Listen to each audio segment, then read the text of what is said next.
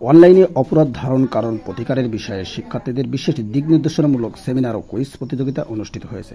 স্থানীয় স্বেচ্ছাসেবী সংগঠন বনিতা ফাউন্ডেশনের আয়োজনে পৌর শহরের সম্মেলনী মাধ্যমিক বিদ্যালয়ে সোমবার 11 আগস্ট দুপুরে আয়োজিত এই সাইবার বুলিং সেমিনারে প্রধান অতিথি ও বিশেষ আলোচক হিসেবে উপস্থিত থেকে শিক্ষার্থীদের উদ্দেশ্যে অনলাইন অপরাধ প্রতিরোধ এবং প্রতিকারের বিভিন্ন দিক নির্দেশনামূলক পরামর্শ দেন মনিরামপুর থানা ভারপ্রাপ্ত কর্মকর্তা ওসি মোহাম্মদ বাবলুর রহমান খান।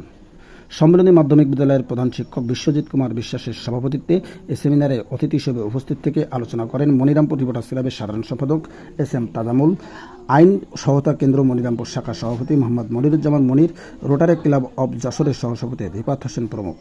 বনিতা ফাউন্ডেশনের পরিচালক মোহাম্মদ শরীফ মাহমুদের সঞ্চালনায় বনিতা ফাউন্ডেশনের সেমিনারে আরও উপস্থিত ছিলেন বনিতা ফাউন্ডেশনের সভাপতি বর্ষার সাধারণ সম্পাদক সাদেউজ্জামান মুমিন, সহ সাধারণ সম্পাদক নুসরাত চৌধুরী, 93 পুনর্বাসন বিষয়ক সম্পাদক ফারানা আক্তার ভাবনা, সদস্য শাহরিয়ারা হাসো, সামিয়া মিষ্টি এবং মাকসুদা প্রাপ্তি প্রমুখ। সেমিনার শেষে কুইজ প্রতিযোগিতার মাধ্যমে বিজয়ীদের হাতে পুরস্কার বিতরণের মধ্য দিয়ে শেষ হয় সাইবার বুলিং সেমিনার। তহিদুল ইসলামের প্রতিবেদনে বিস্তারিত ভিডিও চিত্রে। সবার প্রতি আমার অনুরোধ, সাইবার বুলিং এর যদি কেউ শিকার হয় তাহলে সর্বপ্রথম ফ্যামিলিগতভাবে এগুলো পদক্ষেপ নিতে হবে, আর যদি সেখানে না হয় তাহলে বন্ধু বান্ধব, সেখান থেকে না হলে প্রশাসন। তাহলে সাইবার বুলিং আমরা শিকার হব না, আমরা অন্যজনকেও করবো না। এমনকি এই সাইবার বুলিং এর কারণে একজন মানুষ সুইসাইডও করতে পারে, অর্থাৎ আত্মহত্যা পর্যন্ত করতে পারে। এই জিনিসটা কিন্তু অত্যন্ত সেন্সিটিভ একটি বিষয়। বাংলাদেশে প্রায় 30% সুইসাইড হয় এই সাইবার বুলিং এর কারণে। আমরা অনেক সময় শুনি না, এর ছবি ভাইরাল হয়েছে, এর ভিডিও ভাইরাল হয়েছে। এই জিনিসগুলো কিন্তু কি বলে, এগুলোকেই সাইবার বুলিং বলে। আমরা এগুলো জানি না বলেই আমরা এই বিষয়গুলো নিয়ে আমরা অতটা মাথা ঘামাই না।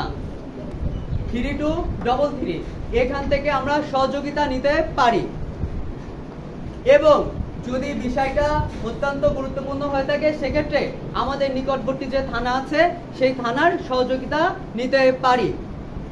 আয়োজনটা অত্যন্ত মহতি যুগ উপযোগী।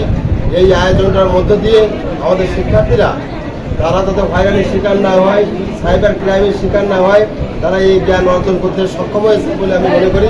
এবং আমি মনে করি প্রতিটা প্রতিষ্ঠানে এরকম আয়োজন দরকার আছে। বেশিরভাগ শিকারটা হয় আমাদের এই কোমলমূর্তি মেয়ে শিক্ষার্থীরা।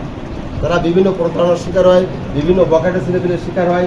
তারা যাতে এরকমভাবে কোনো কারো প্ররোচনায় প্ররোচিত না হয়ে ভুল পথে ধাবিত না হয় রিলেটেড, তো তারা প্রথম বুঝতে পারে না। এখনকার ম্যাক্সিমাম মেয়েদের কাছে এবং ছেলেদের কাছে ফোন আছে, বাড়িতে ফোন। তো আমি আমার মেয়েদের উদ্দেশ্যে বলতে চাই যে এই যে হচ্ছে ফেসবুকের মাধ্যমে করতে হয়। তো শরীফ অনেক ব্যাখ্যা দিয়েছে, সাইবার বুলিং করে অনেক ব্যাখ্যা দিচ্ছে, আমি সেই ব্যাখ্যায় যেতে চাই না।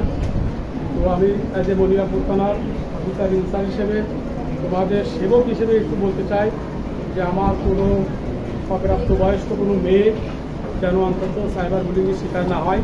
যদি এইরকম ধরনের পরিস্থিতি হয়, আমাদের টেলিফোন লাইনে কল দেওয়ার সুযোগ আছে। প্রথমে তোমরা তোমাদের মা বাবাকে জানাবে।